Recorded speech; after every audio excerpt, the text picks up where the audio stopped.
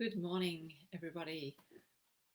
Good Monday morning start to our week for Quest at Home. Morning to you for Quest at Home on this beautiful Monday, April the 19th. Wonderful to be here with you this morning and start our week off together, reflecting again on more skills and practical tools from Quest that we can use to bring more peace and more light and into our lives, and to have that beautiful, peaceful feeling that we're making our priority. That is the goal, if you will, of the Quest for Life program. So let's start this morning, start everything by doing nothing, and most of you would be familiar with that now. And a simple coming to our senses exercise. May or may not wish to close your eyes, but bringing your awareness into your body, sitting on your chair or wherever you are, feeling your feet on the ground, connecting into the earth, the energy of the earth, and just for a moment tuning into your breath and watching and following the next breath in and the next breath out. And so this is our wonderful practice of coming to our senses, where we recognize the body is always functioning in the present moment, in present time. And so if we want to bring ourselves to the present moment, where we're not consumed by fears about the future or regrets or worries from the past, then this is a great way to do it. So we're feeling our body on the chair or wherever we're sitting, and we're noticing the breath moving in and out. And then we pay attention to touch of clothing or the air on our skin, sense of touch. We pay attention to the light or sight behind closed eyes or open eyes, just that gift of that sight. We bring our attention to any sounds inside of the room and outside of our room, any aromas in the air at the moment, and any tastes that might be lingering as another sense of the body and you in the body at this moment. You know, we do say at Quest, you have a body, but you are not your body. So it's quite helpful to say, this is the senses the body is having right now. It's not me. It's not the I am. It's just what the body is sensing. And amazingly, it does bring us much more into a state of presence, awareness, and calm, which is such a great and simple gift that we can practice so often.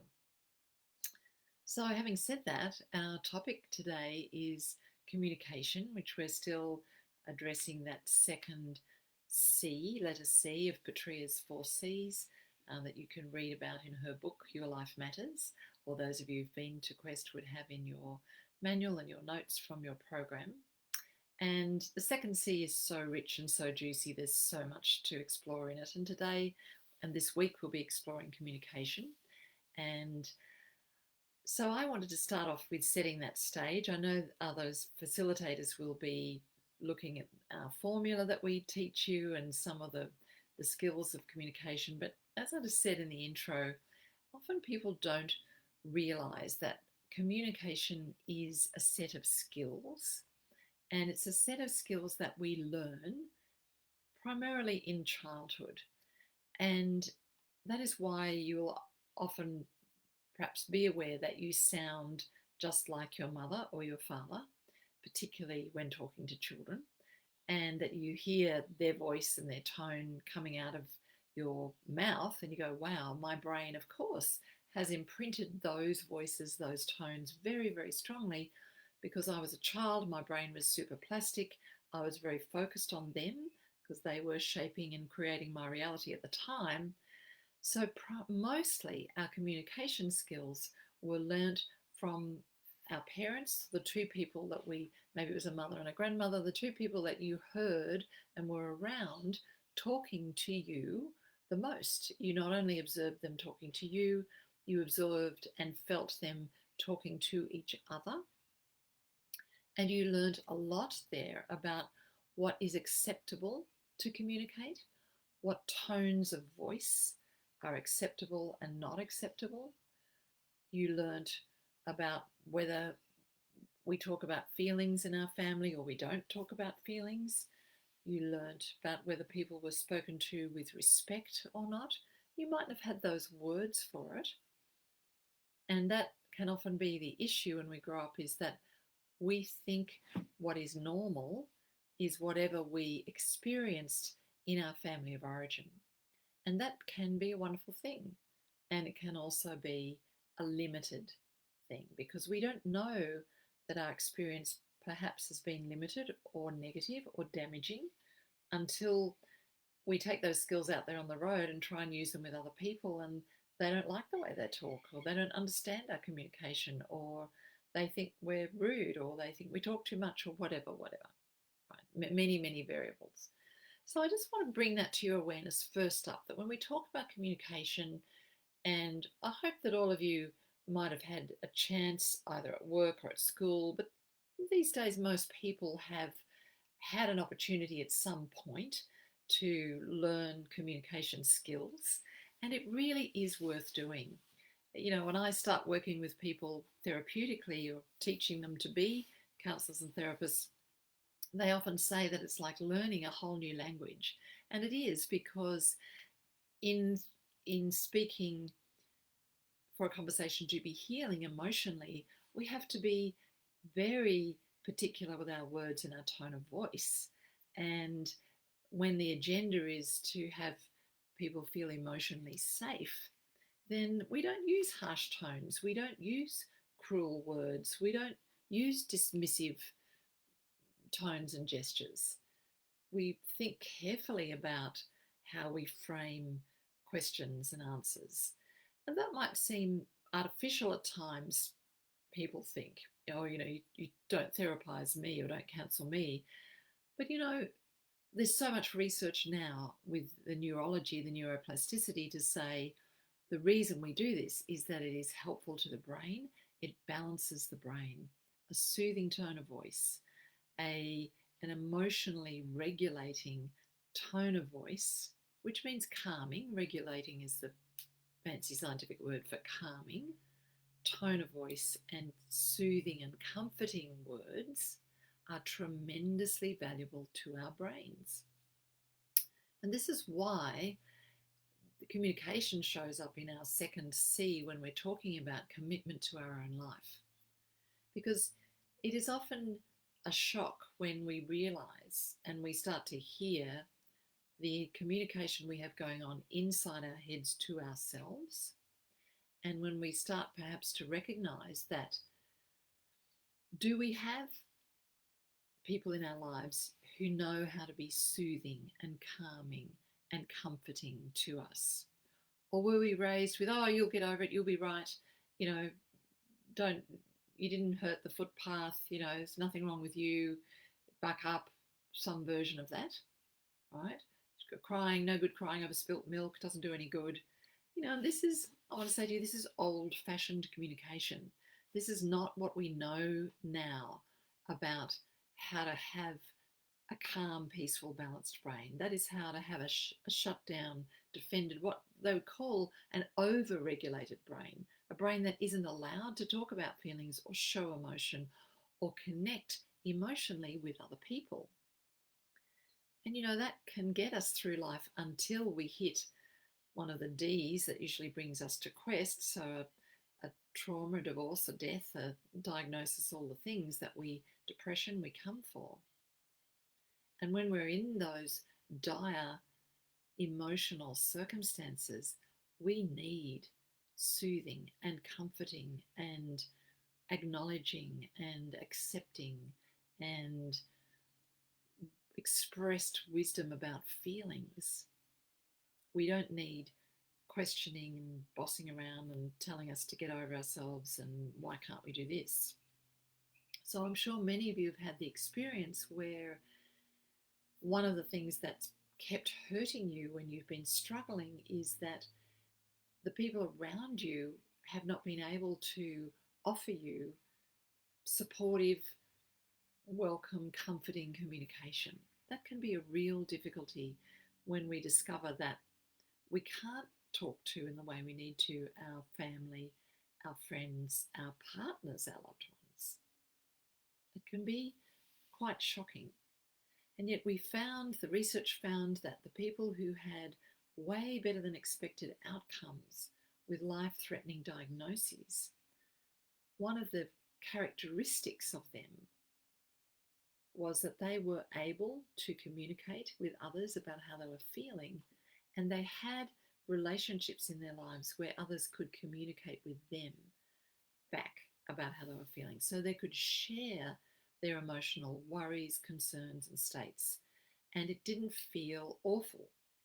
Because many people will say, oh, it's no good talking about it because it makes them feel awful to talk about it because they've been shut down, criticized, people backed away. They haven't had a good outcome from sharing their feelings. And often we take that personally, think, oh, I haven't had a good outcome because I've said it wrong, or I shouldn't be talking about it, or there's something wrong with me. And now we would say to you, you haven't had a good outcome in that conversation because you haven't perhaps been talking to people who knew how to respond to you skillfully, who were skilled at knowing how to speak about feelings. And unfortunately, that's very common, that we have people in our lives who aren't comfortable, don't know how, get scared when we want to talk about feelings, or even when we don't want to talk about feelings, but they're burbling out of us anyway because we're under stress, because we're upset, because we're emotional, or we've shut down and we're depressed. And people are trying to, what's the matter? What's wrong? We can't tell them. And that's, of course, why we have counsellors and therapists, so that we can go to people who do know how to have those conversations. But what we know is we want to bring those conversations into our lives.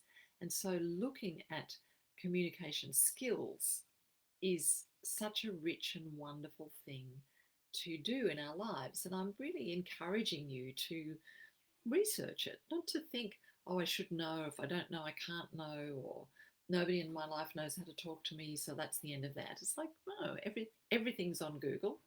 Everything can be learnt. Like maybe part of the commitment, second C, you might choose to have in your life is, you know what, I want to learn how to communicate better. I've got kids. I want to communicate with them better than the communication was in my family of origin. My partner and I are not communicating. Perhaps we can change that, because we can. They're learnt skills. It's like learning to play the piano. You don't just sit down at the piano and go, oh, well, I don't know how to play too bad, and make dreadful noises and say to people, well, you have to listen to this because it's all I know how to do. You go, hey, it's a skill. I can learn it. Same with communication. So, part of the issue, think of this example in families when communication is not comforting and soothing, is that people stop talking to each other, particularly about upsetting things. And so they don't tell their families when they've got something going on. People say, well, why didn't you tell me? And you go, oh, how can I tell you that it feels awful when I tell you things that upset me? Kids, some parents say, oh, my kids don't tell me anything, as if it's the kids' fault. It's like, well, if that was a rewarding conversation, they possibly would. So if your kids don't tell you anything, how about looking at how we know how to respond? Because if people tell us things and all we do is like, oh, I'm so worried and I'm concerned, and well, why don't you do this and why don't you do that? And we try and fix them and change them and worry about them. And they do stop telling us things because it's not a rewarding conversation. So here's the good news. When we have communication skills, it actually feels really good to talk about things, even truly upsetting things. It can feel emotionally satisfying and bring us closer to people when we can speak about the things that upset us, because that means we can also speak about our joys, our pleasures, our love, our enthusiasms, our interest. They go hand in hand. And you find that if people can't talk about what they feel, it doesn't just mean they can't talk about what's upsetting, it means they can't truly share about what they love as well. And so you have these conversations. Oh, how was it? Good. Oh, what'd you do this? Oh, yeah, it was all right. Oh, it was pleasant. Oh, yeah, it was good. Yeah, we had a good day. The weather was good. And there's no like, I loved today. I loved being out on the water. It was so great being in the, that's a bit, oh, that's over the top. You don't have to do that. Well, here's the thing. We don't enjoy a conversation if we can't feel the other person in the conversation with us, if we're not having a transfer of feelings, of feeling connected, of feeling engaged, of feeling interested. If it's just oh, how was your day? Oh, this, that, and the other. Oh, what did they do? Oh, how did they go? I sit in cafes sometimes and listen to people go, and then she said, and they did, and he said, and then they went, and we bought one of those, and we went to them, and we did one of those. It can be a news bulletin. It can be a he said, she said, they did the right thing, he did the wrong thing.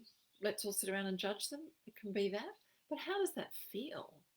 It doesn't feel very good. It can feel, you can have a moment of joining each other on the moral high ground. People love to do that. Criticise, particularly, that's where all the gossip columny things come from. Oh, they did that, and I never trusted her, and they believe, it's very soul destroying to the people doing it and the people receiving it. Achieves nothing worthwhile at all. Whereas communication is one of our most vital skills. It lights up centers in our brain that can only be lit up that way. An infant can't become fully human if no one's speaking to it, looking at it, showing emotion on their faces, listening to tone of voice. Even if the child's deaf, seeing, Helen Keller famously touching, communicating. If we don't have communication, we don't have that sense of being loved, of being connected. And many people would say, I know my parents love me. You can hear the but coming, right? But, oh, well, they're not great at this, or I don't tell them things, they get upset, or, they're stuck in their ways, And what they're really saying is, but I can't feel it much. I don't really enjoy my conversations with them. I don't look forward to sharing my life with them. I don't love discussing things of great interest to me with them. Isn't that a shame? Because they're all the skills that make up rich relationships. I love sharing with you what I'm thinking and feeling. I love sharing with you what lights me up, what I'm interested in. I love sharing with you what I enjoy. Hey, did you see this? I thought it was amazing. Right? These are joyful, open, lighting up the brain, building new neuronal pathways, wonderful conversations. And it really hurts my heart when I hear in family after family that nobody is having these conversations. That it's all like, oh, and then they're going to go, oh, what did you do that for? Or why did you do that? Or, oh, that's not, no need to get over emotional, where there's this shutting down. It can be quite an Australian cultural thing, and that we see other people as too emotive and too over the top, and we've learnt to be, she'll be right, nothing worries us, it's okay, flat tone of voice, monotonous tone of voice. We don't like people getting too hysterical, worked up. And yeah, that's can be good in a crisis. And, not so great when you're trying to love somebody or make love somebody or tell somebody you love them or be enthusiastic about life. So being able to communicate the full spectrum, as it were, of our human experience is meant to be a joyful thing where we love sharing with people. And the research on this is massive, that people do better when they're talking to other people. People do better when they're getting to share their experiences. People who are isolated, we've had this in isolation, a smile, a wave, an interest, a story shared, a common goal. These things make people feel better. They put a different chemistry into their brain. But all that talk can be about sport and the weather and we went there and we did that and what are we having for dinner. That does go some of the way. But when we're having a really hard time and we need to have some hard conversations, we need more skill than that. We need skill that really means you can tell me anything. I will listen to you. I won't jump in and take over with my own anxiety or try to fix you or shut you down. You can share your joy and excitement with me, and I'll be interested in it because if I love you, I'm interested in what excites you and brings life to you, because that's part of sharing in the rich knowing of you as a totally unique human being. We know, our dogs, our cats look us in the eyes, and when we light up and we talk to them, the communication is there. A dog that loves being near its owner is a dog that gets communicated to, not just because they get rewarded with food. And we can feel them and they can feel us. Children, it's not just about praising them and telling they did something right. It's not that. It's going, actually, what you just did then wasn't so great, but I still love you and find everything you do pretty interesting. Even when you do stuff that's annoying to me, I still want to understand that, engage with you in it, engage with you and your experience in your life. So communication with others is vital to our well-being, and that is beyond proven. Because the other communication that you may know I love to talk about is that communication internally in our own heads. And that is where you get often the strongest readout of how perhaps you were spoken to, or if you weren't spoken to that way, you heard others being spoken about. That you learned it was okay to say, oh, she's an idiot, or she's a bitch, or he's a whatever, or they're stupid, or this kind of harsh, dismissive discounting of people. It doesn't matter who they are. It doesn't matter what they've done. The minute we dismiss or discount someone with those labels, it's a form of emotional violence, really, no matter who we're speaking about. It's not honouring. There's a human life. It doesn't matter what I think of it. I can have great opinion. I have choices about whether to have them in my life, not have them in my life, or how I react, respond. But the minute I'm using that kind of language, I am diminishing people's humanity.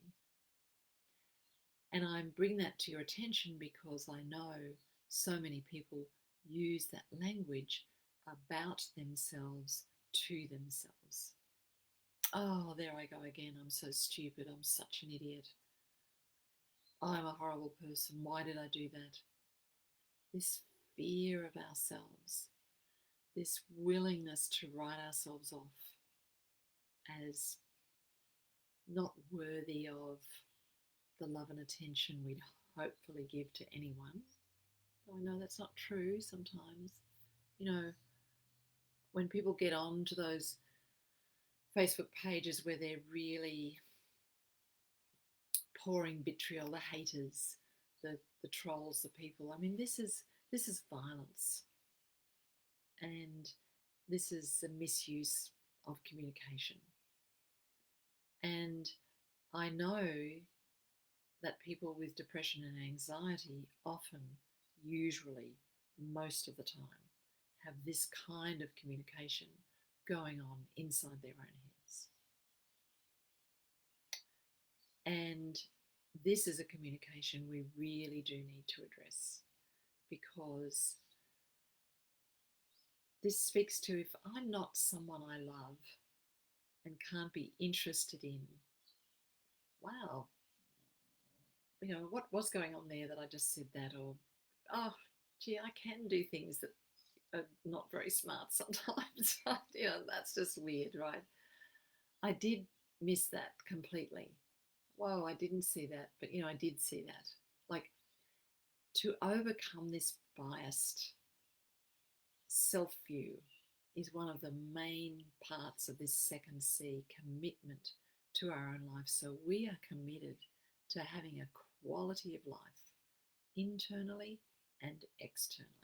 But if we don't think much of ourselves on the inside, we're not going to bother to give ourselves good food, a good environment, calm, loving communication on the outside because we think we're not worth it anyway. I want to say to you this: I'm not worth it, I'm unworthy, I'm just some version of a horrible word you might put in there, is always a lie. It's of pandemic proportions in our cultures.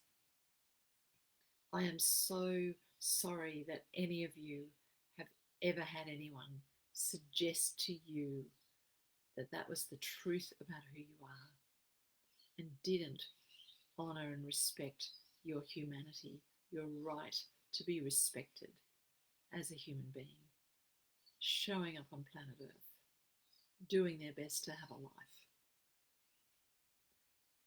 doing their best to show up, make sense of things, be useful to yourself and others.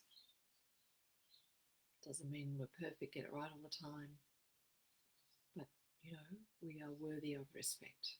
Everyone, every animal, every person. And that is the basis of skillful communication, is that we would communicate with everyone as if they're worthy of respect. Now we know, and you may have people in your life who never speak to you that way. And so that doesn't mean we try to make others behave in that way.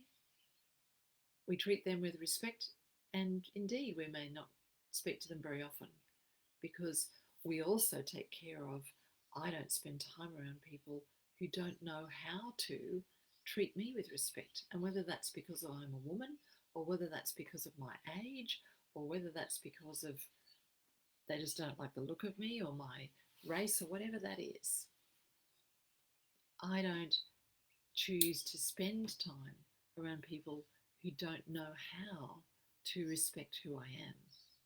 I have too much respect for me for that. And that is a commitment to my own life. And I don't have to communicate that to them. And I may communicate that, I will communicate that to myself and go, you know what? I just don't feel comfortable around those people. And it's shocking sometimes when I hear how people have put up with being spoken to, being treated, being called names, and thought they had to, thought that that was okay. But if people are communicating with you in a way that's very disrespectful, I would suggest to you that part of the second C is for you to say, you know what, that's not okay for me. I have too much commitment to myself to stay in that kind of an environment. No one should be spoken to that way. If someone is speaking to you behind closed doors in a way that they would never speak to anyone outside, that's something we want to take notice of and have a choice about. And part of that is our willingness to communicate with ourselves, not to that other person. I mean, sure, you can say, I don't like it when you speak to me that way, or this is not acceptable. And sometimes that's not safe, or sometimes that's just not a conversation that can happen. So we have a conversation with ourselves of where else would I like to be? What else is possible for me?